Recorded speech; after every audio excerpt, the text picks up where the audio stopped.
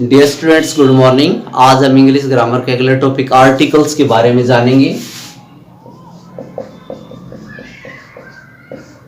Article हमारे पास तीन होते हैं, ए, एन और दी। तीन आर्टिकल होते हैं। इनको दो भागों में बांटा गया है, डेफिनेट आर्टिकल,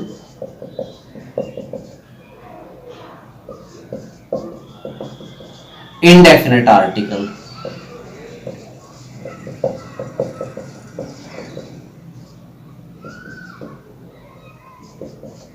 अब डेफिनेट आर्टिकल कौन सा है? डेफिनेट आर्टिकल है डियर स्टूडेंट्स दी, और इनडेफिनेट आर्टिकल है हमारे पास ए और एन। तो इस वीडियो के अंदर हम इनडेफिनेट आर्टिकल को एक्सप्लेन कर रहे हैं, पहले ए और एन को।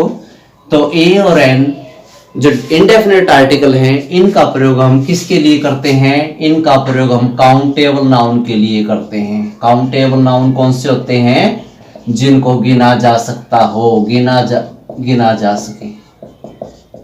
ऐसे नाउन, ऐसी संज्ञाएं जिनको गिना जा सके, वहां पर हम काउंटेबल नाउन का प्रयोग करते हैं। तो ए और एन ये आर्टिकल, तो इनका यूज करने के लिए हमें किन किन रूल्स को फॉलो करना होगा? तो रूल्स जो हैं हमारे पास क्या रहेंगे? सबसे पहले हमें इनके बेटर यूज के लिए स्वर और व्यंजन इनका पता होना चाहिए। ऐसे लेकर अंग्रेज तक ये स्वर होते हैं, और कैसे लेकर गए ज्ञानी तक ये हमारे पास व्यंजन होते हैं। स्वर और व्यंजन इनका हमें पता होना चाहिए।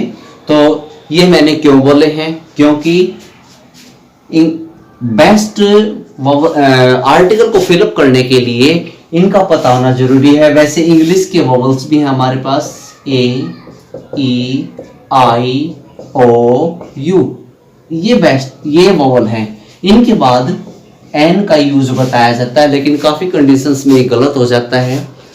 अब हम पहले इनको समझते हैं कि ये मैंने हिंदी में क्यों बताया आपको। हिंदी में मैंने इसलिए बताया आपको ये कि ऐसे लेकर अंग्रेज तक अगर स्वर की साउंड निकलती है तो आप एन लगाएंगे, अगर कॉन्सोनेंट की साउंड निकलती है तो आप ए लगाएंगे। कहां पर निकलती है साउंड, ये देखें।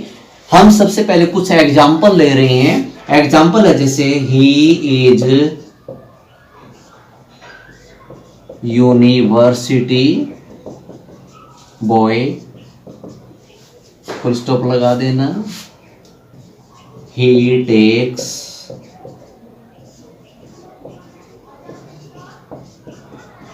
umbrella, he is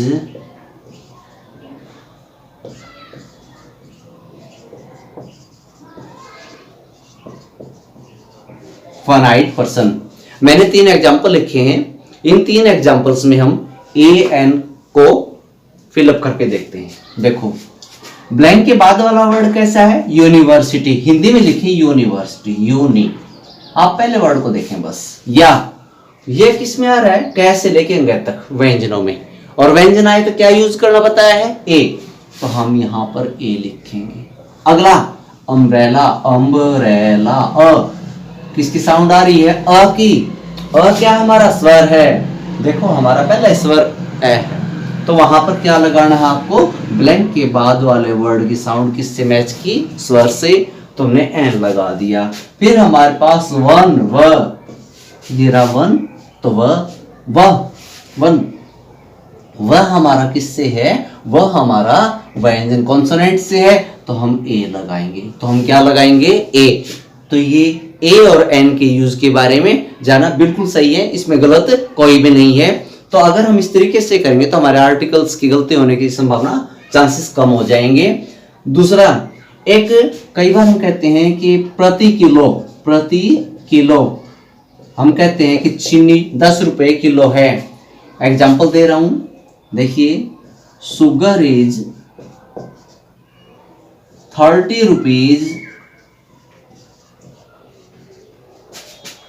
किलो, ये है। तो यहां क्या आएगा आर्टिकल?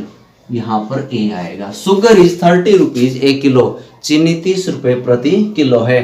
तो ये आर्टिकल हमारा ए इसके अंदर आएगा। जब मापक इकाई आती है जहाँ पर प्रति किलो वर्ड्स का प्रयोग किया जाता है तो वहाँ पर ए का प्रयोग करते हैं। किसी प्रोफेशन, काम, धंधे, व्यवसाय के बारे में भी आप ए का यूज कर सकते हैं। जैसे हम कहते हैं माई फादर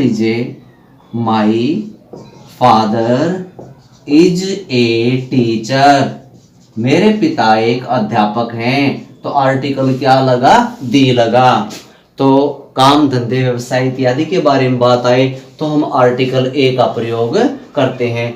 तो हमें आर्टिकल ए और एन, हमने इन दोनों के बारे में सीखा, कैसे इनका यूज किया जाता है।